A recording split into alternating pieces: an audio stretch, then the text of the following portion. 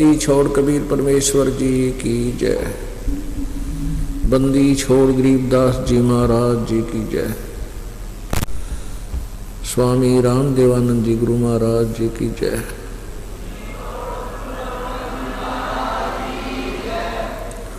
सर्व संतों की जय, सर्व भक्तों की जय, धर्मी पुरुषों की जय। श्री काशी धाम की जय, श्री छुडानी धाम की जय, श्री करोथा धाम की जय, श्री बरवाला धाम की जय। सत सही ग्रीब नमो नमो सतपुरुष को नमस्कार गुरु की नहीं। सुर नर मुनि जन साधुआं संतों सर्वस्ती नहीं। सतगुरु साहेब संत सब डंडो तुम प्रणाम। आगे पीछे मध्य हुए तिनको जा कुर्बान। परम पिता पूर्ण ब्रह्म सारी सृष्टि के रचनहार कुल मालिक कबीर परमेश्वर जी की असीम कृपा से आप जी को यह सत्संग श्रवण करने का शुभ अवसर प्राप्त हुआ।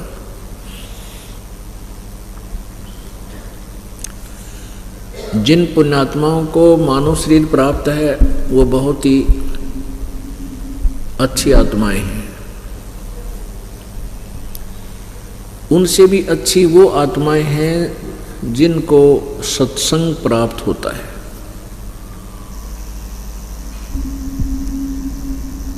आप उन सर्वश्रेष्ठ आत्माओं में से हो जिनको सत्संग प्राप्त हुआ है। इस विश्व में अन्य कोई भी वस्तु सुलभ हो सकती है, लेकिन सत्संग दुर्लभ है। सत्संग उसी को कहते हैं जिसमें केवल सत्य भाषण हो, शास्त्र अनुकूल ज्ञान हो और शास्त्र अनुकूल ही समाधान और साधन हो, भक्ति विधि हो, मंत्र हो, उसको सत्संग कहते हैं। एक पंडाल लगा के स्पीकर बांध के और उवाबाई बकने मात्र से सत्संग नहीं होता। तो पुण्यात्माओं, इस विश्व में कहीं सत्संग नहीं है। और ये बातें कड़वी अवश्य लगती हैं। इस विश्व में कहीं भी सत्संग नहीं है, इस बरवाला सतलोक आश्रम बरवाला के अतिरिक्त। जो पुण्यात्माएं यथार्थ ज्ञान से परिचित नहीं हैं, वो ये महसूस करते हैं कि ये संत जो है अभिमानी है, अपने आप को ही श्रेष्ठ सिद्ध करने की चेष्टा करता है। दास अभिमानी नहीं है, लेकिन तत्वज्ञानी अवश्य है। गीता जी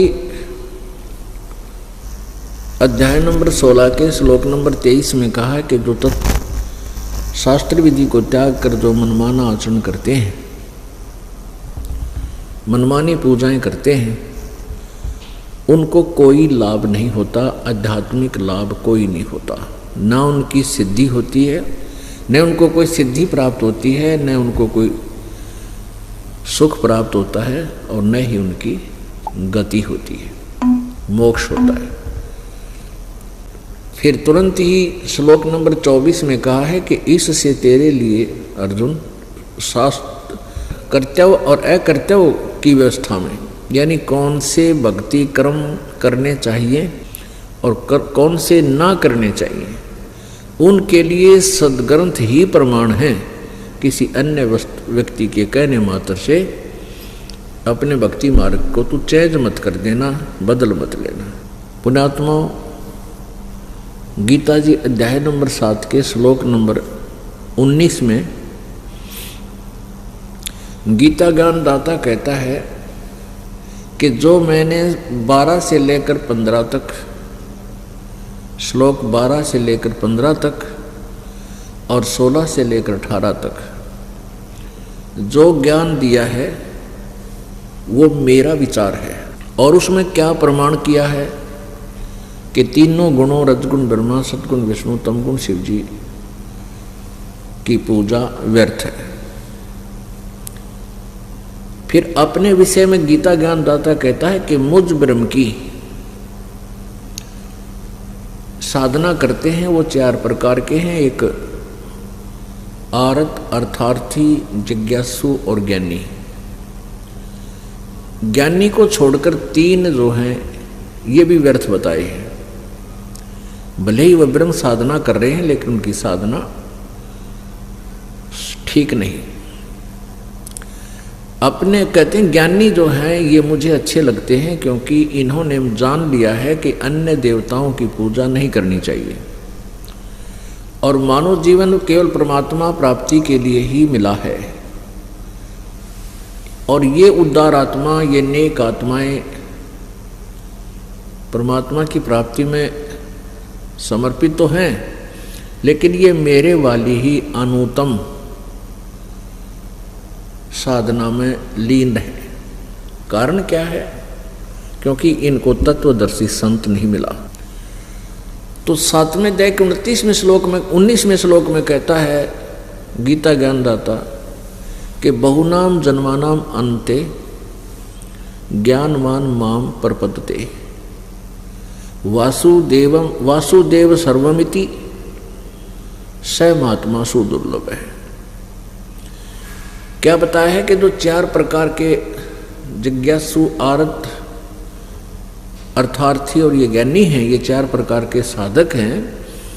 ये मेरी साधना जो करते हैं ये भी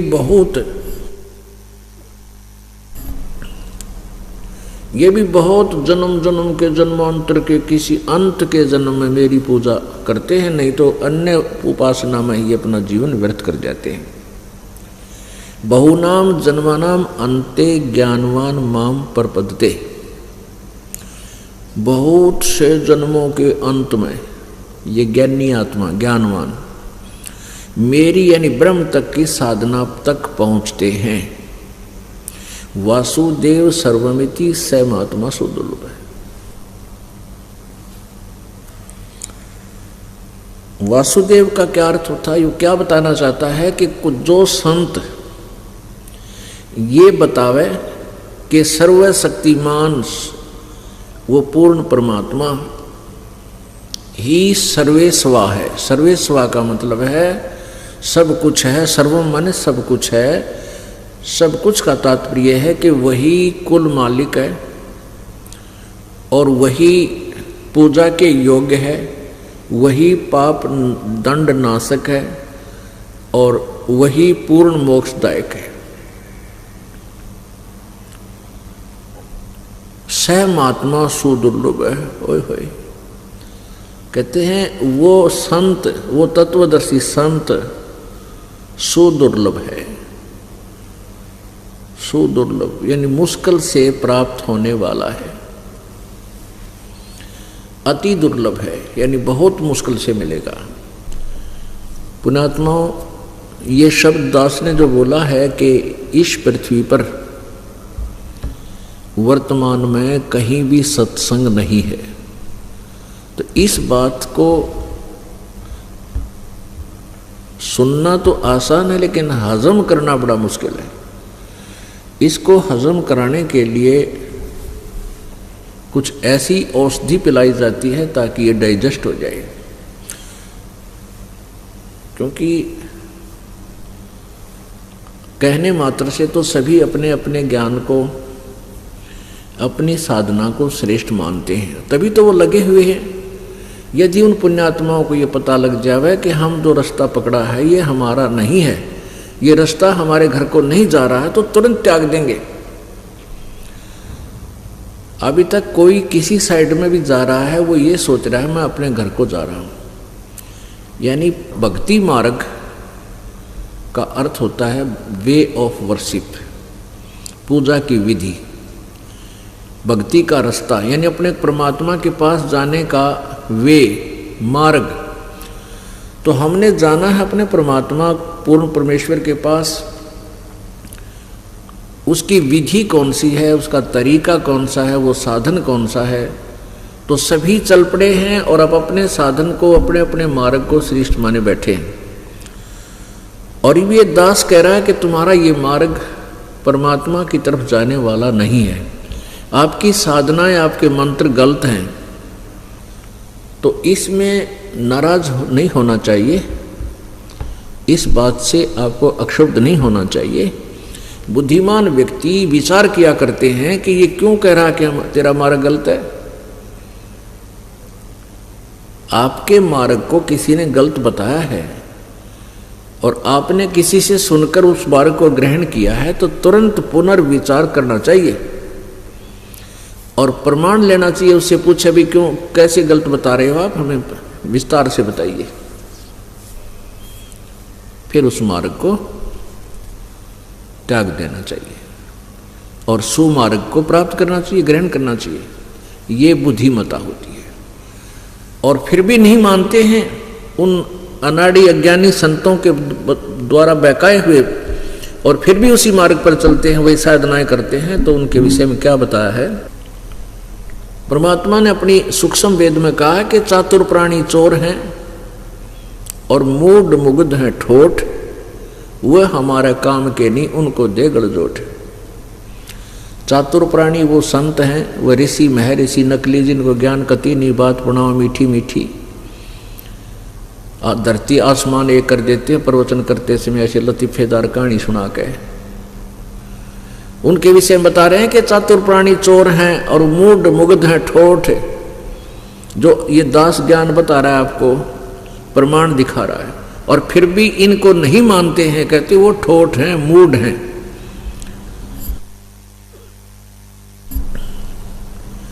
इस ज्ञान को जो दास आपको प्रमाण सहित दिखा रहा है और फिर भी स्वीकार नहीं करते, उनके बारे में बताया है कि वो मूढ़ हैं। फिर वो, उनकी हमें आवश्यकता भी नहीं है, वो वहीं पड़े रहें। उनको दो गलजोट, जैसे एक पशु के साथ दूसरे पशु को गले से बांध दिया करते, वो जो इकट्ठे करके, फिर वो इकट्ठे धक्के खाए जा। तो कहने का यहाँ तात्पर्य ये है कि जो इतने प्रमाण सुनकर भी नहीं मानता है, देख कर भी आंखों नहीं मानता है, तो मूढ़ है, मूर्ख। वो पड़ा रहे फिर उन्हीं के पास, उन चातुर प्राणियों के पास। फिर बताते हैं बीजक की बाता कहें, ये बीजक ना ही हाथ, वो पृथ्वी डोबण उतरे कह मीठी बात। वो संत, वो नकली, वो काल के दूत इस पृथ्वी को नष्ट करने के लिए, पूरे मानव समाज को डुबोने के लिए वो जन्म प्राप्त किया है। उन्होंने मीठी मीठी बात बनाकर दुनिया को भ्रमित कर रहे हैं, शास्त्र विरुद्ध साधना दे रही है। पुण्यात्माओं, कोई भी वस्तु, किसी भी चीज का हम निर्णय करना चाहते हैं, किसी चीज की हम तुलना करना चाहते हैं, तो उसके लिए कोई आधार मानना होता है। आध्यात्मिक मार्ग का आधार हमारे सद्ग्रंथ हैं। आध्यात्मिक मार्ग जो है, इसके ऊपर हमने चलना है। ये हमारा मैप है, मानचित्र है, और इस मैप के अनुसार हम चल रहे हैं तो सही है। यदि हम इस मैप के विपरीत चल रहे हैं तो हमारा मार्ग गलत है। तो मान लीजिए आप 20 किलोमीटर चले गए, 100 किलोमीटर चले गए कुमार्ग पर, जाना था आपने दिल्ली और पहुंच गए अब सिरसा से भी आगे, हिसार से। तो वहां जाकर आपको कोई कहता है कि आप कहाँ जा रहे हो, वो कहे कि मैं दिल्ली जा रहा हूँ, उसको फिर कोई बताए कि नहीं, ये मार्ग दिल्ली वाला नहीं है, अब तो बहुत विपरीत आ गए हो, दिल्ली मार्ग तो वापस जाइए, हिसार से पीछे जाइए आप आगे को। तो बुद्धिमान व्यक्ति तुरंत वापस हो लेगा, निर्णय करके 1, 2 से 4 से और पूछे और मानचित्र फाइनल फैसला करेगा। उस मानचित्र से भी कंपेयर करके फिर अपना दिशा, अपना मार्ग बदल लेना चाहिए। कई पुण्यात्मा कहते हैं कि हमने तो 20-20 वर्ष हो गए नाम लिए नहीं, अब हम कैसे छोड़ें उस गुरु जी के मार्ग को।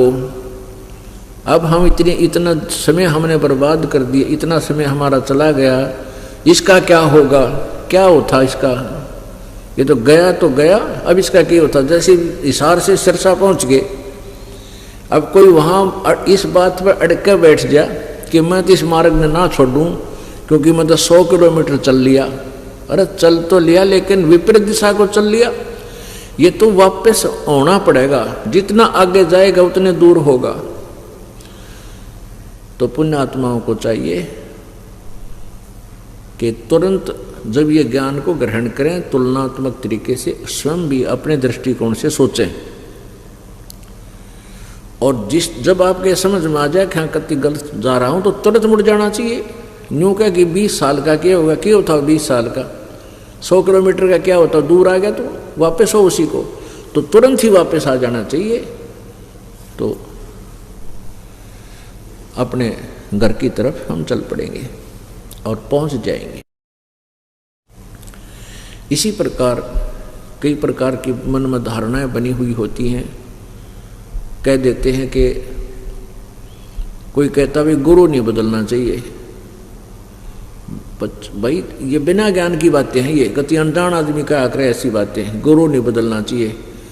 और कई एक आधी बहन तो इसी और दूसरे पंथाड़ी ऐसी मूर्ख बातें कर देती हैं, कहते हैं गुरु बदल लिया तो ऐसा खसम बदल लिया। अरे मूर्ख हो, कहाँ गुरु का दर्जा, कहाँ पति का दर्जा।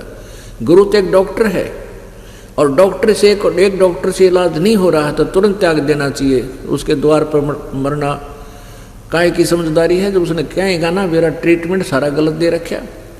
तो ऐसे हम ऐसी नालायक विचारों से और हम अपने आप भी फंसे रहते हैं और एक दूसरे ने और उलझा लेते हैं। अब हम ये निर्णय करना चाहते हैं, आध घंटे का सत्संग आपको देंगे कि इस दास ने कहा कि न तो ब्रह्मा विष्णु महेश, यानी सत्संग नहीं इनके पास, यथार्थ ज्ञान नहीं। सत्संग का अर्थ होता है यथार्थ भक्ति ज्ञान मार्ग।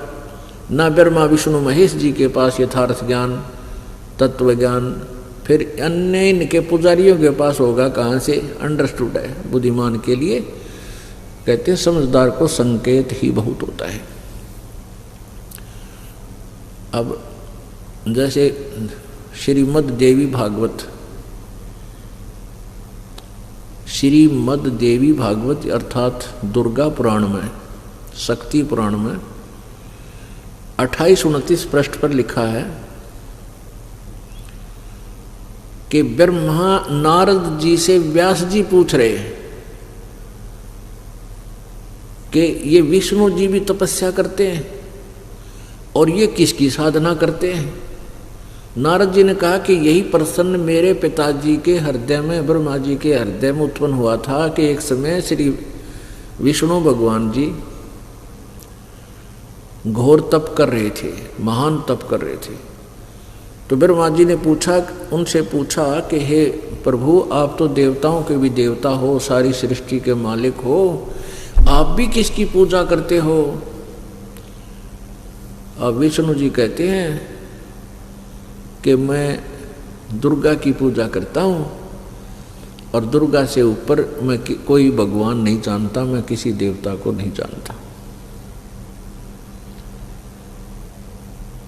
आलिया श्री विष्णु जी के और ब्रह्मा जी के और नारद जी के और व्यास जी के उस अध्यात्म ज्ञान का अंत ना व्यास जी ने बेरा कि आराध्य देव कौन है, वास्तव किस भगवान की पूजा करनी चाहिए, ना नारद जी को पता, ना ब्रह्मा जी को पता और ना विष्णु जी को पता। विष्णु जी कहते हैं मैं दुर्गा से ऊपर किसी और भगवान ना जानता। और दुर्गा जी क्या कहती है 7वें स्कंद में, ये प्रथम स्कंद की बात है देवी भागवत की जो अभी आपको सुनाई। अब 7वें स्कंद में 562 पृष्ठ पर दुर्गा हिमालय को ज्ञान दे रही है और ब्रह्म के बारे में जानकारी दे रही है। कहती हैं और सब बातें त्याग दे, केवल ब्रह्म की पूजा करो, उसका ओम नाम है, वो ब्रह्म लोक में रहता है और किसी की पूजा मत करो, और वही पूजा के योग्य है और कोई पूजा के योग्य नहीं है। अब दुर्गा ने ब्रह्म को फाइनल कर दिया, ओम नाम बता दिया। अब ब्रह्म कहता गीता जी के अंदर 8वें अध्याय के 13वें श्लोक में यो गीता ज्ञानदाता ब्रह्म श्री कृष्ण जी में प्रवेश करके यह सरब्रह्म सरपुरुष, इसको ज्योति निरंजन काल भी कहते हैं, ये श्री कृष्ण जी में प्रेत की तरह प्रवेश करके बोलता है, गीता जी का ज्ञान दे रहा है। 8वें अध्याय के 13वें श्लोक में कहता है कि मुझ ब्रह्म का ओम इति एक अक्षरम ब्रह्म व्यवहारन माम अनुसमरण और ये प्रयाति तजन देहम सयाति परमाम गतिम। मुझ ब्रह्म का केवल एक ओम अक्षर का, एक अक्षर का ओम मंत्र है, नथिंग एल्स, और उच्चारण करके सुमन करने का। और जो अंतिम श्वास तक शरीर त्याग कर जाते समय तक जो इस ओम नाम का जाप करता है वो मेरे वाली गति को प्राप्त होता है। अपनी गति को 7वें अध्याय के 18वें श्लोक में कहता है कि ये ज्ञानी आत्मा उद्धार तो है, नेक है मेरे विचार में, लेकिन ये मेरे वाली ही अनुत्तम गति में स्थित है, यानी घटिया साधना, मेरे वाली घटिया साधना में लीन है, क्योंकि इनको तत्वदर्शी संत नहीं मिला। अब ब्रह्म तो कह रहा है कि 18वें अध्याय के 62वें श्लोक में कि अर्जुन तू सर्वभाव से उस परमेश्वर की शरण में जा जिसकी कृपा से तू परम शांति और शाश्वत स्थान यानी सनातन परम धाम उस सतलोक को प्राप्त होगा, अमर लोक को प्राप्त होगा, फिर तेरा पूर्ण मोक्ष हो जाएगा। उसके बारे में क्या बताते हैं कि 8वें अध्याय के प्रथम मंत्र में गीता ज्ञानदाता से अर्जुन ने पूछा कि वो किम तत्ब्रह्म। आपने जो 7वें अध्याय के 29वें श्लोक में जिस तत्ब्रह्म के बारे में जानकारी दी है कि उसको जानने के उपरांत फिर ये प्राणी जरा और मरण से ही छूटने का प्रयत्न करता है और किसी वस्तु की चाह उसको नहीं रहती। तो वो कौन किम तत्ब्रह्म, वो तत्ब्रह्म कौन है? 8वें अध्याय के प्रथम श्लोक में प्रश्न किया अर्जुन ने। गीता ज्ञानदाता ने 8वें अध्याय के 3रे मंत्र में उसका उत्तर दिया है कि वो परम अक्षर ब्रह्म है, परम अक्षर ब्रह्म। पुण्यात्मा, आज मानव इतना माइंडेड है, परमात्मा की दया है, इतने बुद्धिमान बच्चे बेटा बेटियां उत्पन्न हो रहे हैं, और जो बुजुर्ग हैं वो भी बहुत सियाने हो गए, मोबाइल कान कर रखे हैं, हर तरह से मतलब वो बुद्धिमान हो गए हैं। और जो हमारी एज के हैं तकरीबन, वो उसमें पढ़ाई शिक्षा शुरू हो गई थी, उससे पहले के हैं वो थोड़े बचरे हैं और उनको भी समझाया जा सकता है। तो कहने का भाव ये है कि यहाँ हमने समझना है कि यहाँ कौन परमात्मा है जिसकी हम पूजा करें। जैसे गीता जी अध्याय नंबर 15 के श्लोक नंबर 1 से 4 में और 16 और 17 में यहाँ 3 परमात्मा क्लियर करे हैं। उल्टा लटका हुआ संसार रूपी वृक्ष का उदाहरण देकर बताया है कि ऊपर ने तो परम अक्षर ब्रह्म है, ऊपर को जड़ है संसार रूपी वृक्ष की, यानी मूल मालिक। जड़ का अर्थ होता मूल, मुख्य। ऊपर को जड़ समझो, जहाँ से सबकी उत्पत्ति होती है, जो सबसे बाहर अंकुर फूटते हैं, वो जड़ है ऊपर ने उस संसार रूपी वृक्ष की। और नीचे ने तीनों गुण रूपी शाखा, रजगुण ब्रह्मा सतगुण विष्णु तम गुण शिव जी। और जो संत इस उल्टे लटके हुए संसार रूपी वृक्ष को सभी विभागों सहित बता देगा कि जड़ मुख्य, जड़ माने मूल मालिक कौन है, और बाहर जो तना दिखाई देता है वो कौन है, उससे मोटी डार निकलती है वो कौन, भगवान है, और वो शाखाएं जो होती हैं वो क्या है। तो परमेश्वर कबीर जी ने आकर ही ये तत्व ज्ञान इस संसार में आध्यात्मिक ज्ञान दिया था, सत्संग बताया था। खुद पूर्ण परमेश्वर ने, परम अक्षर ब्रह्म ने इस पृथ्वी पर आकर के अपने नियमानुसार, अपने विधान अनुसार वो वहाँ से चलकर आते हैं, यहाँ श्रेष्ठ आत्माओं को मिलते हैं और फिर उनको तत्व ज्ञान से प्रेरित ओतप्रोत कर देते हैं। तो उन्होंने आकर स्वयं बताया था कि अक्सर पुरुष एक पेड़ है, जो ही इससे बाहर निकलते ही, जमीन से बाहर निकलते ही जो वृक्ष का हिस्सा शुरू होता है वो तना होता है। तो तना तो समझो ये तो अक्सर पुरुष है, अक्सर ब्रह्म कहो चाहे अक्सर पुरुष कहो। फिर उससे आगे एक मोटी डार निकलती है कई, उनमें से एक मोटी डार को समझो वो शर पुरुष है, शर पुरुष, शर, इसको हम सीधा देसी भाषा में, संत भाषा में क्षर पुरुष बोल देते हैं। क्षर ब्रह्म कहो या इसे क्षर पुरुष कहो। उस क्षर ब्रह्म से उस मोटी डार के आगे शाखाएं हैं, 3 शाखाएं, तो तीनों देवा शाखा है, रजगुण ब्रह्मा, सतगुण विष्णु, तमगुण शिवजी रूपी। अक्सर पुरुष एक पेड़ है, निरंजन वाकी डार, निरंजन भी कहते हैं क्षर पुरुष को, और तीनों देवा शाखा है, ये पात रूप संसार। तो परमेश्वर कबीर देव जी ही स्वयं तत्वदर्शी संत की भूमिका करने यहाँ आए थे, क्योंकि काल भगवान ने पूरे मानव समाज को शास्त्र विरुद्ध साधना से ओतप्रोत कर रखा है। वो परमात्मा इसी उद्देश्य से यहाँ आते हैं कि तत्व ज्ञान प्रचार करें, अपने बच्चों को जहाँ से ये आए हैं वहाँ का स्थान बताएं, वहाँ जाने की विधि बताएं, और वही बताकर जाते हैं।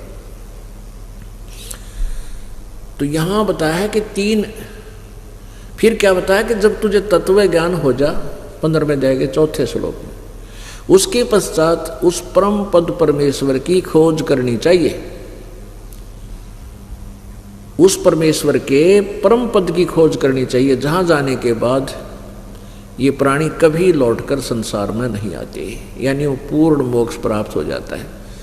और जिस परमेश्वर से इस संसार रूपी वृक्ष की प्रवृत्ति विस्तार को प्राप्त हुई है, या कहने का भाव कि जिस परमात्मा ने इस सारे ब्रह्मांडों की रचना की है। और गीता ज्ञानदाता कहता मैं भी उसी की शरण में हूं। ओह, अब कंसेप्ट क्लियर कर दिया। गीता ज्ञान दाता किसी और परमात्मा के बारे में बता रहा है कि उसकी शरण में जाने से, उसकी पूजा करने से तत्वदर्शी। और फिर ये 15वें अध्याय के प्रथम श्लोक में गीता जी में कहा है कि जो इस सभी विभागों को, इस उल्टे लटके हुए संसार रूपी वृक्ष के सभी सर्वांग को, सब पार्ट्स ऑफ द बॉडी को, पार्ट्स ऑफ द ट्री को जो भिन्न भिन्न बता देगा, सवेदवित, वो तत्वदर्शी संत है, उसके पास सत्संग है। तो यहां बताया है कि जो तत्वदर्शी संत मिल जाए उसके पश्चात उस परम पद परमेश्वर की खोज करनी चाहिए, जहां जाने के बाद प्राणी फिर लौटकर संसार में कभी नहीं आते, यानी उनका पूर्ण मोक्ष हो जाता है।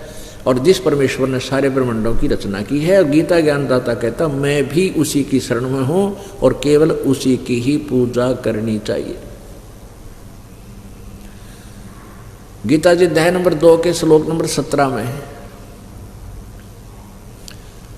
गीता अध्याय नंबर 2 के श्लोक नंबर 17 में गीता ज्ञानदाता कहता है कि वो अविनाशी परमात्मा, उसी को जान जिसको मारने में कोई समर्थ नहीं है, जिसने सब ब्रह्मांडों की रचना की है। अपने विषय में दूसरे अध्याय के, गीता जी के दूसरे अध्याय के 12वें श्लोक में और चौथे अध्याय के 5वें और 9 श्लोक में गीता ज्ञानदाता कहता है कि अर्जुन तेरे और मेरे बहुत जन्म हो चुके हैं, हम तुम और ये राजा लोग सैनिक पहले भी जन्मे थे, आगे भी अपना जन्म होता रहेगा। इससे सिद्ध हो गया कि गीता ज्ञानदाता अविनाशी नहीं है और ये ब्रह्म है, और ब्रह्म की पूजा से पूर्ण मोक्ष नहीं हो सकता। उसके लिए गीता ज्ञानदाता ने कहा है कि मैं भी उस पूर्ण मोक्ष मार्ग से अपरिचित हूं। उसके लिए चौथे अध्याय के 34वें श्लोक में कहा है कि उस तत्व ज्ञान को, कौन से तत्व ज्ञान को? गीता जी अध्याय नंबर 4 के श्लोक नंबर 2 में, गीता जी अध्याय नंबर 4 के श्लोक नंबर 32 में गीता ज्ञानदाता कह रहा है कि बहुत प्रकार के आध्यात्मिक यज्ञों की जानकारी विस्तार के साथ सच्चिदानंद घन ब्रह्म की वाणी में लिखी गई है, कही गई है। और उसको तो कर्मों से होने वाली जान, और उसको जानने के पश्चात फिर तो सब प्रकार से मोक्ष को, सब बंधनों से मुक्त हो जाएगा। पुण्यात्मा, जिनको अभी तक किसी को भी तत्व ज्ञान नहीं था, किसी के पास सत्संग नहीं था, जिस कारण से सदग्रंथों के अनुवादों का भी अनर्थ कर डाला इन्होंने। गीता जी अध्याय नंबर 4 के श्लोक नंबर 32 में इन्होंने गड़बड़ कर दी अनुवादकर्ताओं ने। इसमें लिखा है कि ब्रह्मणे मुखे, और अनुवादकर्ता ने इसका अर्थ कर दिया वेद की वाणी में। नहीं, यहां ब्रह्मणे मुखे का अर्थ है सच्चिदानंद घन ब्रह्म, यानी परम अक्षर ब्रह्म के मुखे माने मुख से उच्चारित उस अमृत वाणी में, उस परमात्मा द्वारा स्वयं बोले गए उस तत्व ज्ञान में ये सब ज्ञान विस्तार से कहा गया है। और उस ज्ञान को चौथे अध्याय के 34 में कहा कि उस ज्ञान को तू, जो सच्चिदानंद घन ब्रह्म की वाणी में, कबीर वाणी में, परमेश्वर कबीर जी ने जो, उस पूर्ण ब्रह्म ने जो आकर के स्वयं जो ज्ञान अपने मुखारविंद से बोला है, मुख कमल से कहा है, उस वाणी में विस्तार से कहा गया। उस ज्ञान को तू तत्वदर्शी संतों के पास जाकर समझ, और उनको दंडवत प्रणाम करने से कति अधीन हो करके और विनम्रता पर पूर्वक प्रसन्न करने से वो तत्वदर्शी संत तुझे उस अमृत ज्ञान को बताएंगे, उस तत्व ज्ञान का आपको वर्णन करेंगे। अपने आत्माओं 17वें अध्याय के 23वें श्लोक में इन्हीं अनुवादकर्ताओं ने इस ब्रह्मणे का अर्थ ठीक किया है। उसमें क्या लिखा है कि ओम तत्सत इति निर्देश ब्रह्मण त्रिविध समर्थ है। इसका इन्होंने ठीक अर्थ किया है कि ओम तत्सत यह 3 प्रकार का ब्रह्मणे का अर्थ इन्होंने किया है, सच्चिदानंद घन ब्रह्म का मंत्र कहा है। बिल्कुल ठीक है। यहां ब्रह्मणे का अर्थ सच्चिदानंद घन ब्रह्म सही कहा, वहां ये विचल गए, विचलित हो गए कि भगवान गीता बोलने वाला और किस परमात्मा के विषय में बोल रहा है, उस वहां इन्हें गलत कर दिया और यहां ठीक लिखा है। तो वहां सच्चिदानंद घन ब्रह्म ही आप समझें उस गीता जी में जो गलत लिखा है। थोड़ा सा आपको दिखाते हैं रूबरू करके।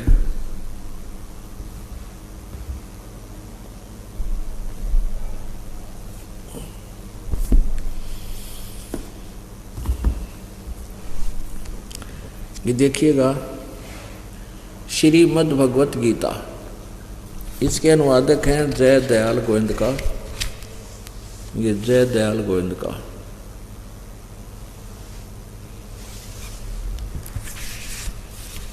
श्रीमद् भगवत गीता, गीता प्रेस गोरखपुर से प्रकाशित है। इसके श्लोक अध्याय नंबर 4 के और श्लोक नंबर 32 में इसमें क्या कहा कि इस प्रकार और भी बहुत तरह के यज्ञ यानी धार्मिक अनुष्ठान ब्रह्मणे मुखे का अर्थ कर दिया इन्होंने वेद की वाणी में। नहीं, यह गलत कर दिया। यह लिखना था सच्चिदानंद घन ब्रह्म की मुख से उच्चारित वाणी में, मुखे उसके द्वारा बोले गए ज्ञान में स्वयं आकर बोले, यानी सच्चिदानंद घन ब्रह्म की वाणी में विस्तार से कहे गए हैं। अब यहाँ देखिएगा 70वें अध्याय का, इसमें क्लियर होगा ब्रह्मणे का अर्थ क्या है।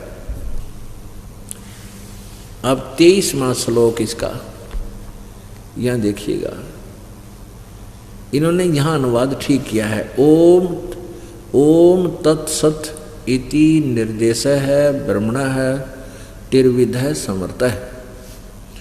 ब्राह्मणा तेन वेदा च यगा च विहिता पुरा। इन्होंने स्वयं ठीक अनुवाद किया है यहाँ पर।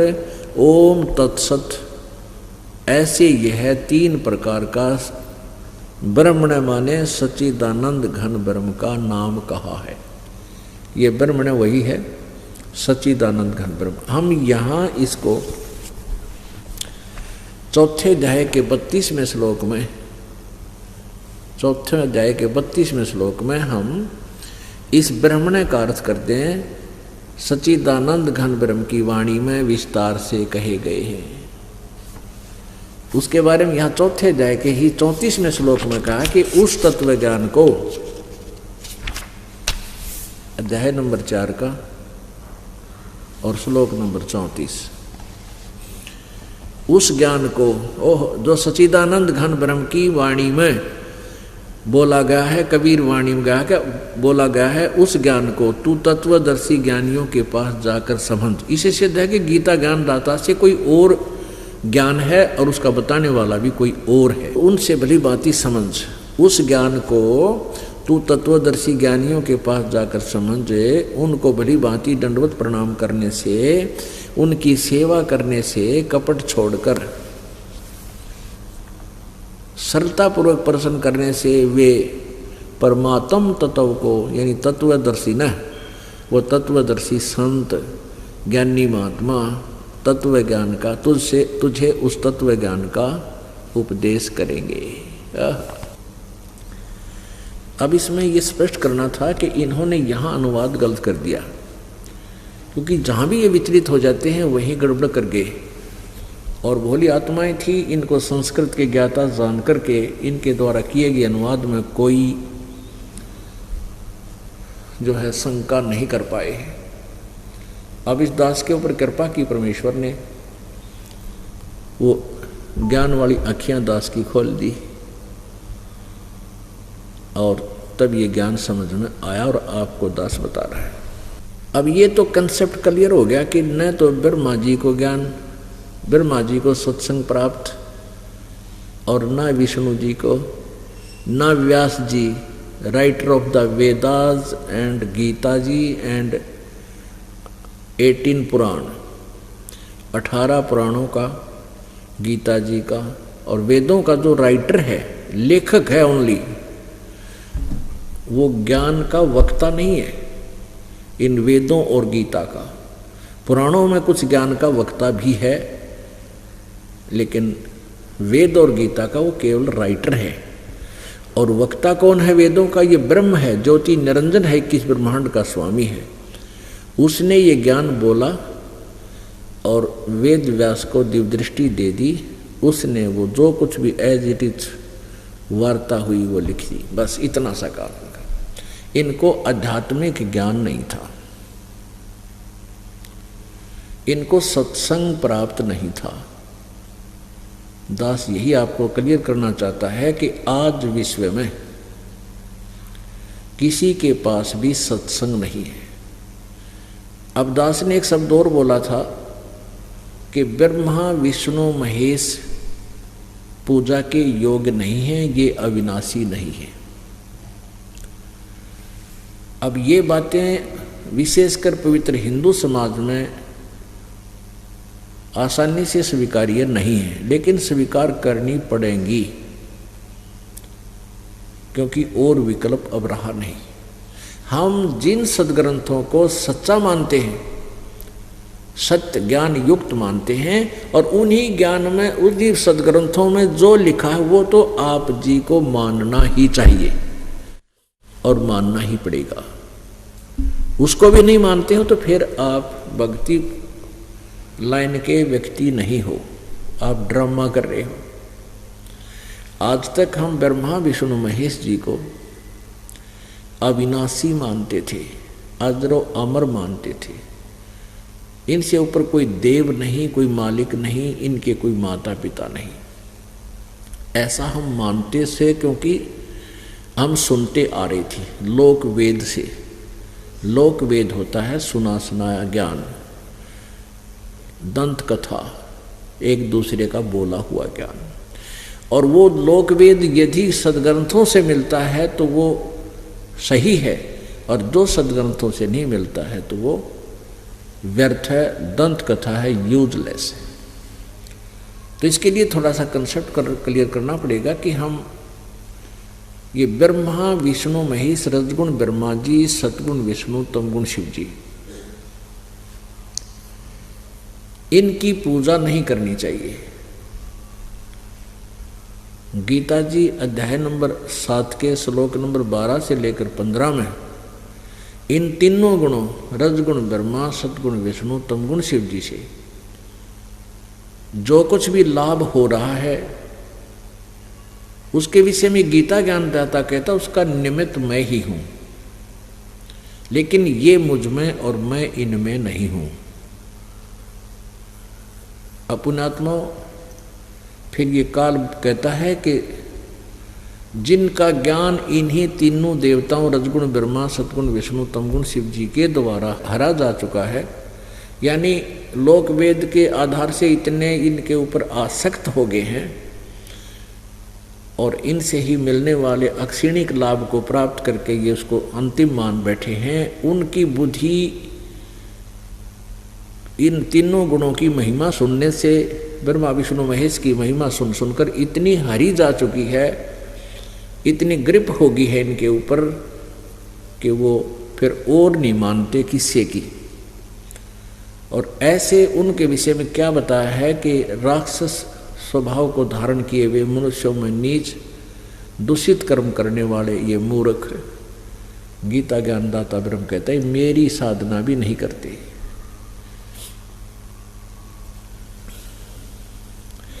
पहले तो आपको कंसेप्ट क्लियर करते हैं कि रजगुण ब्रह्मा है, सतगुण विष्णु, तमगुण शिव जी। ये देखिएगा शिवपुराण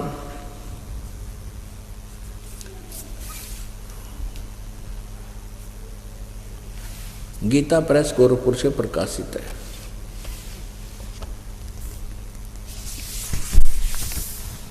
संक्षिप्त शिवपुराण, संपादक हनुमान प्रसाद पोदार, प्रकाशक एवं मुद्रक हैं गीता प्रेस गोरखपुर, गोविंद भवन कार्यालय कोलकाता का संस्थान।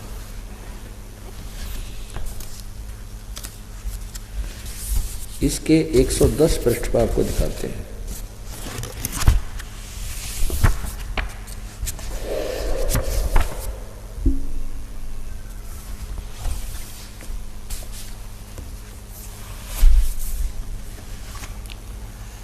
एक 110 पृष्ठ पे और ये है 9वां रुद्र संहिता अध्याय नंबर 9 के लास्ट में। इसमें क्या लिखा है कि इस प्रकार ब्रह्मा विष्णु तथा रुद्र इन 3 देवताओं में गुण हैं, परंतु शिव गुणातीत माने गए हैं, वो इनसे न्यारा माना गया है। यानी वो काल है शिव, ये काल है जो इसमें शिव की भूमिका कर रहा है। ब्रह्मा विष्णु और महेश ये रुद्र ये इससे अलग हैं। रजगुण ब्रह्मा है, सतगुण विष्णु, तमगुण शिव जी, यानी तीनों गुणों में, तीनों देवताओं में गुण हैं।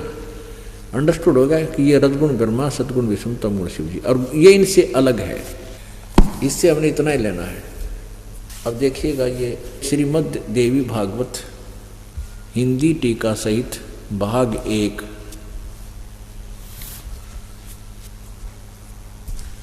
ये कहाँ से प्रकाशित है? अथ देवी भागवतम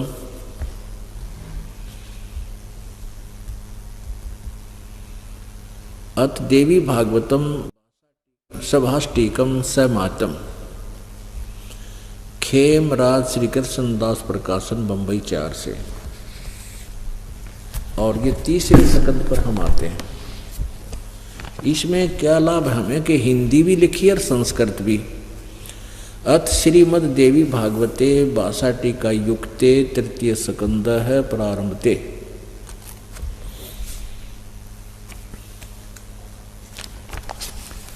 इसके 11 नंबर पृष्ठ पे, इसके 11 नंबर पृष्ठ पे आप देखिएगा, 11 नंबर पृष्ठ, तीसरे स्कंद का, अध्याय नंबर 5 के और श्लोक नंबर हम 7 को पढ़ेंगे। 8 को, ये 7वां या खत्म हुआ 8वां। हे माता, शंकर जी बोल रहे, हे माता, यदि हमारे ऊपर आप सदा दया युक्त हैं हो तो हमको तमोगुण में किस प्रकार प्रदान किया है। ये प्रधान शब्द नहीं है, यह दिखाएंगे संस्कृत में। इसका अर्थ है कि आपने मुझे सत्य तमोगुण किस प्रकार बनाया है, प्रदान किया, और ब्रह्मा को रजोगुण और हरि सतोगुण। अब यहाँ देखेंगे, ये संस्कृत है, 7वां श्लोक अंत हुआ और 8वां प्रारंभ होता है। यदि दया धर्मना, यदि दया धर्मना न सदा अंबिके कथम अहम विहित है, किस प्रकार मैं बना दिया तमोगुण, किस प्रकार मैं तमोगुण बना दिया, क्यों जन्म दिया, उत्पन्न कर दिया। और कमल जय, कमल से उत्पन्न होने वाले ब्रह्मा को रजोगुण संभव है, तो किस पर क्यों इसको रजगुण बना दिया। सुवित किमु, तो सतोगुण हरि, और विष्णु को तुमने सतोगुण क्यों बना दिया। इति सिद्धम, रजगुण ब्रह्मा है, सतगुण विष्णु, तमगुण शिव जी। आज के सत्संग का विषय है, जैसे परमात्मा की वाणी में 3 लोक और भवन चतुर्दश, कोई नहीं सत्संगी। 3 लोक और भवन चतुर्दश में कोई भी सत्संगी नहीं है, यानी कोई भी तत्व ज्ञान से परिचित नहीं है, जो सत्संग से परिचित नहीं है, कहीं भी सत्संग नहीं होता, केवल दंत कथाएं सुनाई जाती हैं, लोक वेद सुनाई जाती है। अब इससे पहले थोड़ा सा और कंसेप्ट क्लियर करते हैं कि ब्रह्मा विष्णु महेश नासवान हैं। श्रीमद् देवी भागवत, गीता प्रेस गोरखपुर से प्रकाशित,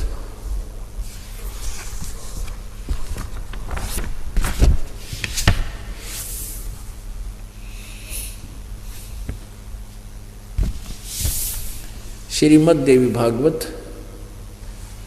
सचित्र मोटा टाइप, संपादक हनुमान प्रसाद पोदार और चिमनलाल गोस्वामी। ये कहाँ से प्रकाशित है, अभी आपको दिखाया। प्रकाशक के मुद्रक हैं गीता प्रेस गोरखपुर, गोविंद भवन कार्यालय, कोलकाता का संस्थान। इसके 123 पृष्ठ पर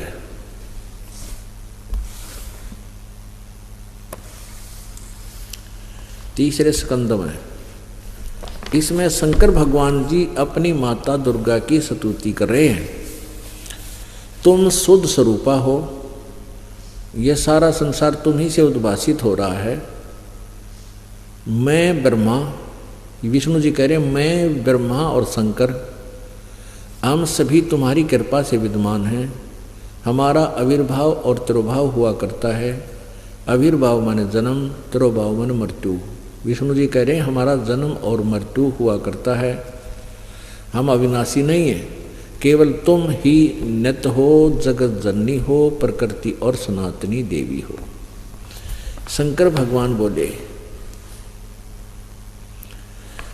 भगवान बोले देवी, यदि महाभाग विष्णु तुम्ही से प्रकट हुए हैं तो उनके बाद उत्पन्न होने वाले ब्रह्मा भी तुम्हारे ही बालक हुए। फिर मैं तमोगुणी लीला करने वाला शंकर क्या तुम्हारी संतान नहीं हुआ। अर्थात मुझे भी उत्पन्न करने वाले तुम ही हो, करने वाली तुम ही हो, सिवे संपूर्ण संसार की सृष्टि करने में तुम बड़ी चतुर हो। इस संसार की सृष्टि, स्थिति और संहार में तुम्हारे गुण सदा समर्थ हैं। उन्हीं तीनों गुणों से उत्पन्न हम, यानी ब्रह्मा विष्णु और शंकर, ब्रह्मा रजगुण, विष्णु सतगुण और शंकर तमोगुण, नियमानुसार कार्य में तत्पर रहते हैं। आप पुण्यात्मा, इस प्रसंग से ये कति स्पष्ट हो गया। इस प्रसंग से ये बिल्कुल स्पष्ट हो गया कि रजगुण ब्रह्मा है, सतगुण विष्णु और तमगुण शिव जी। और ये तीनों नासवान हैं, इनकी माँ दुर्गा है। और एक अलग से सुन दिखाएंगे जो इनका पिता ये काल रूपी ब्रह्म ज्योति निरंजन है। जो शिव पुराण की रुद्र संहिता अध्याय नंबर 5, 6, 7 में स्पष्ट वर्णन है कि काल रूपी ब्रह्म से इन तीनों की उत्पत्ति हुई, ब्रह्मा विष्णु और शिव की, इस महेश की, रुद्र की है। और ये भी कंसेप्ट क्लियर हो गया कि ये रजगुण ब्रह्मा है, सतगुण विष्णु, तमगुण शिव जी। और चौथा ये कंसेप्ट क्लियर हो गया कि ये केवल वर्क डन ही दे सकते हैं, नियमानुसार जो भी कर्म जिसका है उतना ही फल दे सकते हैं। अब हम पढ़ाएंगे आपको गीता जी अध्याय नंबर 7 के श्लोक नंबर 12 से लेकर 15 तक। आपका आसानी तो समझ में आ जाएगी। ये तत्व ज्ञान, ये कड़वी कुनीन जो है आसानी से गले उतर जाएगी। जो दास ने शब्द बोला था कि 3 लोक और भवन चतुर्दश कोई नहीं सत्संगी। आज के वर्तमान का तो कहना है कि है, परमात्मा ने तो कहा कि 3 लोक और 14 भवन में, पूरे ब्रह्मांड में कोई सत्संग से परिचित नहीं है। सत्संगी का अर्थ है सत्य का साथी, तत्व ज्ञान से परिचित व्यक्ति। अब परमात्मा ने ये बात कही उस समय जब वो स्वयं आए हुए थे, तो वो अपने से अतिरिक्त बोलते हैं। तो आज दास कह रहा है कि इस दास के अतिरिक्त पूरे विश्व में किसी के पास भी आध्यात्मिक यथार्थ मार्ग